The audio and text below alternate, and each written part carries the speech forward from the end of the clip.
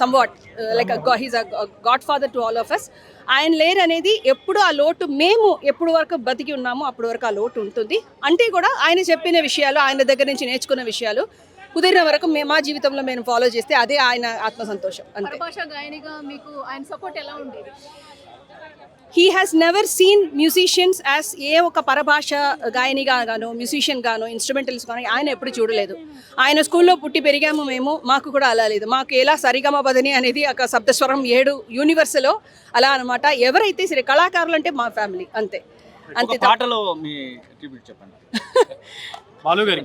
ఒక్కసారి ఆమని పాడవే హాయిగా మూగవైపోతూ ఈ వేళ తారా. అయ్యో ఆనందంలో పాట లిరిక్స్ మర్చిపోయారు, క్షమించండి. బాలు గారు సుమారుగా 40,000 పైగా పాటలు అనేక భాషల్లో పాడారు. సో కొత్తగా వచ్చేటువంటి సింగర్స్ కి ఆయన ఇన్స్పిరేషన్ ద్వారా మీరేం చెప్పాలి? ఆయన ఇన్స్పిరేషన్ తీసుకోవడం ముందు ఆయన హిస్టరీ ఫస్ట్ చదవాలి సార్. ఎవరైతే మా జనరేషన్కి నెక్స్ట్ వచ్చిన మాకే ఇంకా చాలా విషయాలు తెలుసుకుంటున్నాము, ఇంకా మేము నేర్చుకుంటున్నాము.